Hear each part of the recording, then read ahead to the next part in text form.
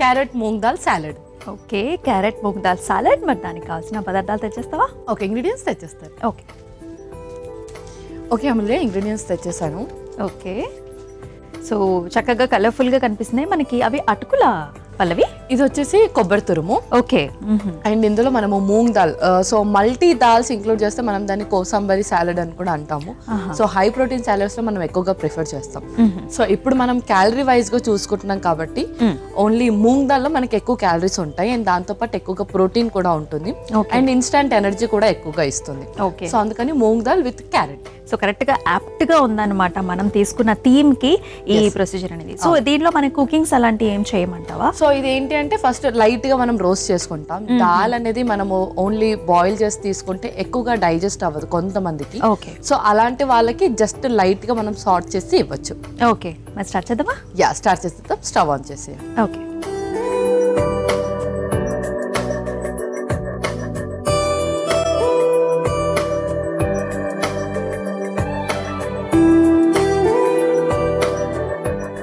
So first కొంచెం oil వేస్తున్నాను. Okay.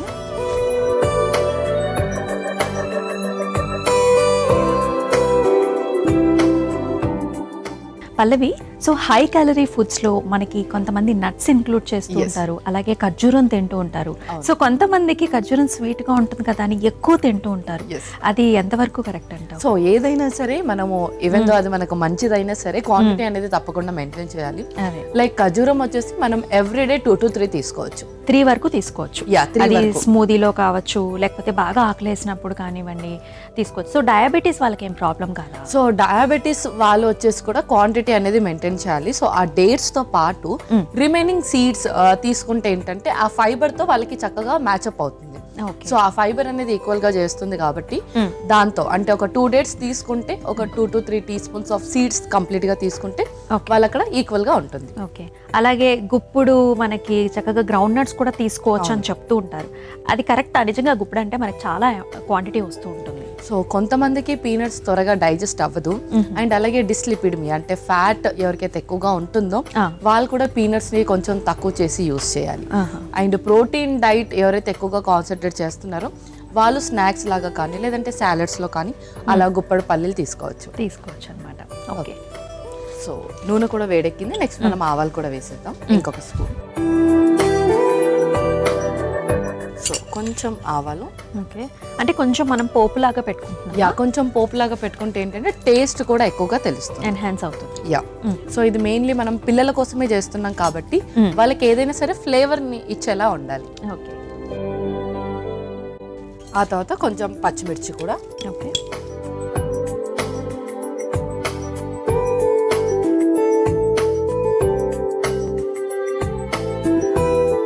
ఇందులోనే కొంచెం ఇంగువ,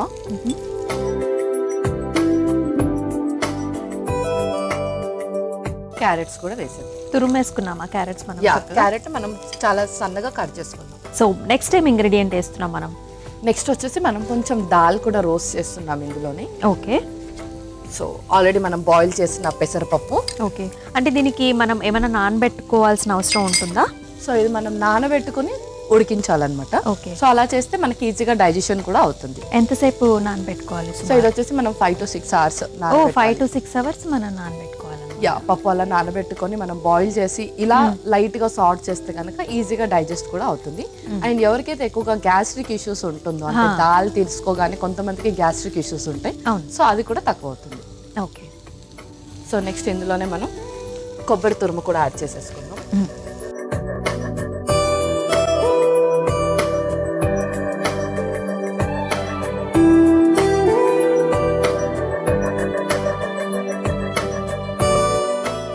లైట్ గా సాల్ట్ కూడా ఫైనల్ గా.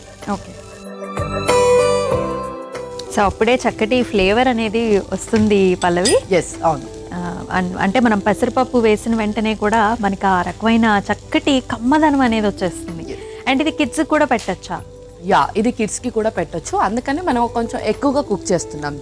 సో నార్మల్ గా అయితే దీన్ని కుక్ చేయాల్సిన అవసరం లేదు. ఓకే, సో ఏదైతే దాల్ మనము నానబెట్టి ఆ తర్వాత ఉడికించుకున్నామో దాంట్లోనే కొంచెం కొబ్బరి తురుము, క్యారెట్ అండ్ రిమైనింగ్ వెజీస్ వేసి కూడా తీసుకోవచ్చు.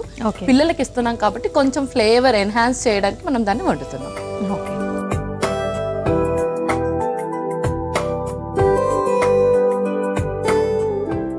సో ఆల్రెడీ చక్కగా మనం నానబెట్టుకుని చక్కగా ఉడికించుకున్నాం కాబట్టి చాలా ఫాస్ట్గా ఉంది ఈ రెసిపీ అయితే. మరి నెక్స్ట్ ఇంకేమైనా ఇంగ్రీడియంట్స్? సో ఇంకా మనం స్టవ్ ఆఫ్ చేసి దాన్ని మనం ఒక మిక్సింగ్ బౌల్లోకి తీసేసుకుంటాం. ఓకే.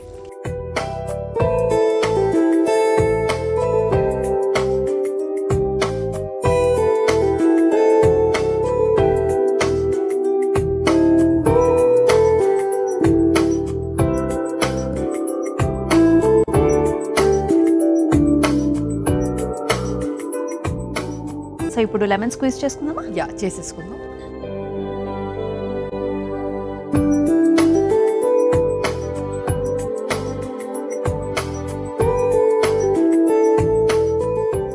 ఇంకొక స్పూన్.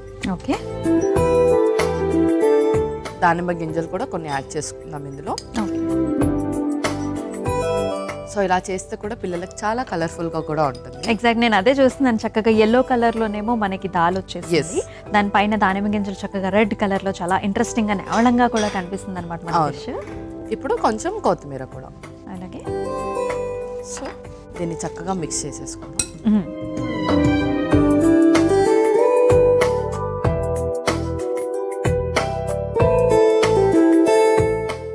ఇంకా మనం దీన్ని ఇప్పుడు సర్వ్ చేసేసుకోవచ్చు. సో సర్వ్ చేసేసుకుందాం పల్లవి. యా, సర్వ్ చేసేసుకుందాం. ఓకే.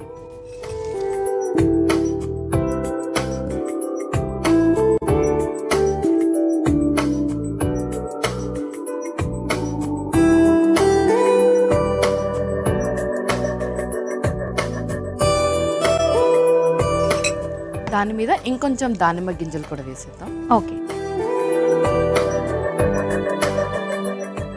అలాగే కొంచెం కొత్తిమీర. ఓకే. సో రెడీ అయిపోయింది కదా పల్లవి? యా మూల్య, carrot moong dal salad ready అయిపోయింది. ఓకే.